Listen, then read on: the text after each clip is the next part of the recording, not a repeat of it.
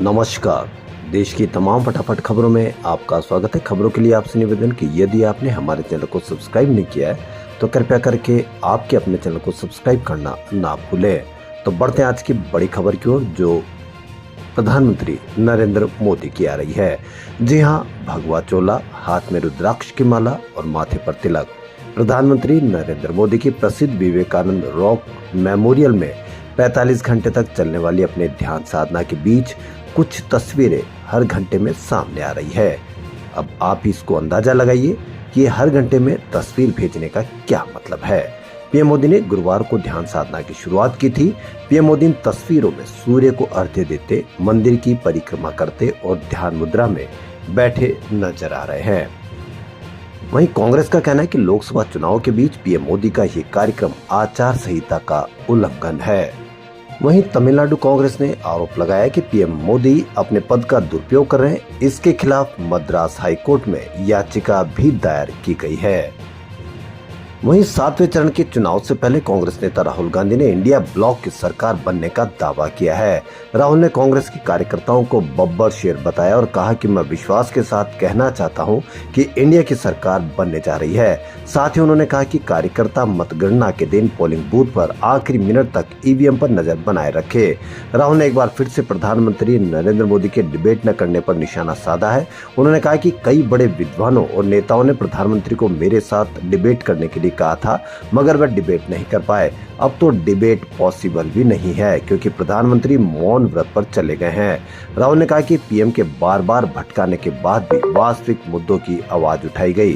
राहुल ने कहा कि मैं गठबंधन के सभी नेताओं और कार्यकर्ताओं को दिल से धन्यवाद देता हूं, जो देश के संविधान और संस्थाओं को बचाने के लिए बिना झुके खड़े रहे। उन्होंने कहा कि हम जनता से जुड़े वास्तविक मुद्दों पर चुनाव लड़ने में सफल रहे और प्रधानमंत्री के बार बार भटकाने के प्रयास के बावजूद किसानों, मजदूरों, युवाओं, महिलाओं और वंचितों के लिए आवाज उठाई। दिल्ली के मुख्यमंत्री अरविंद केजरीवाल ने शुक्रवार को कहा कि वह 2 जून को आत्मसमर्पण करेंगे और अगर जेल में उन्हें प्रताड़ित किया गया तब भी वह झुकेंगे नहीं। इस दौरान केजरीवाल ने कहा कि यदि मेरे प्राण भी चले जाएं तो गम मत करना। आम आदमी पार्टी के राष्ट्रीय संयोजक को उच्चतम न्यायालय ने लोकसभा चुनाव में प्रचार के लिए 1 जून तक अंतरिम जमानत प्रदान की थी। जेल से रिहा होने के बाद केजरीवाल ने उत्तर प्रदेश, पंजाब, दिल्ली, महाराष्ट्र में चुनाव प्रचार किया था। मुख्यमंत्री ने संवाददाताओं को डिजिटल माध्यम से संबोधित करते हुए कहा कि मुझे 2 जून को आत्मसमर्पण करना और मुझे नहीं पता कि इस बार मैं कितने दिन जेल में रहूंगा। मैं इस देश को तानाशाही से बचाने के लिए जेल जा रहा हूं और मुझे इस पर गर्व है। सेक्स स्कैंडल के आरोपी और कर्नाटक के हासन से सांसद प्रज्वल रेवन्ना को अदालत ने 6 दिन की एसआईटी रिमांड पर भेज दिया है। रेवन्ना पिछले रात ही भारत लौटे हैं। जर्मनी के म्यूनिक से बेंगलुरु एयरपोर्ट पर उतरते उन्हें गिरफ्तार कर लिया गया। जनता दल सेकुलर के नेता और हासन सीट से उम्मीदवार रेवन्ना अपने निर्वाचन क्षेत्र में मतदान के एक दिन बाद 27 अप्रैल को जर्मनी चले गए थे। उसी दिन कथित तौर पर महिलाओं का यौन शोषण करते हुए उसके वीडियो सामने आए थे और प्रधानमंत्री मोदी ने उनके लिए वोट भी मांगे थे।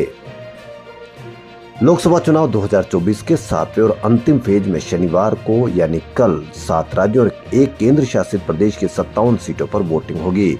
2019 में इन सीटों में से सबसे ज्यादा भाजपा 25, टीएमसी 9, बीजेपी 4, जेडीयू और अपना दल एस 2, जेएमएम महज 1 सीट जीत सकी थी।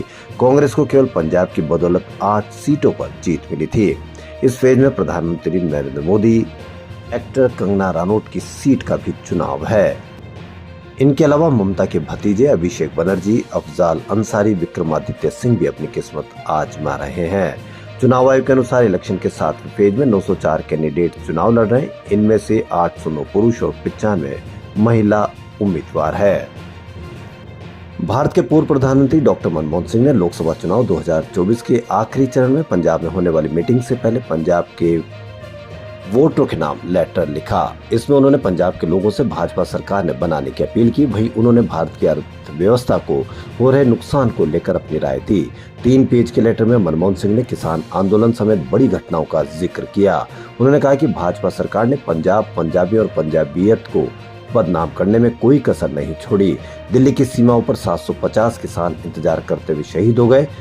इनमें से ज्यादातर पंजाब के किसान थे। मोदी जी ने चुनाव के दौरान नफरत भरे भाषण दिए। वे पहले प्रधानमंत्री है जिन्होंने पद की गरिमा कम की है। कुछ गलत बयानों के लिए उन्होंने मुझे भी जिम्मेदार ठहराया। मैं अपने जीवन में कभी भी एक समुदाय को दूसरे समुदाय से अलग नहीं किया। ऐसा करने का कॉपीराइट सिर्फ भाजपा के पास है। खबरों में फिलहाल इतना ही। यदि आपको हमारा चैनल पसंद आए तो लाइक, सब्सक्राइब और शेयर अवश्य करें। धन्यवाद।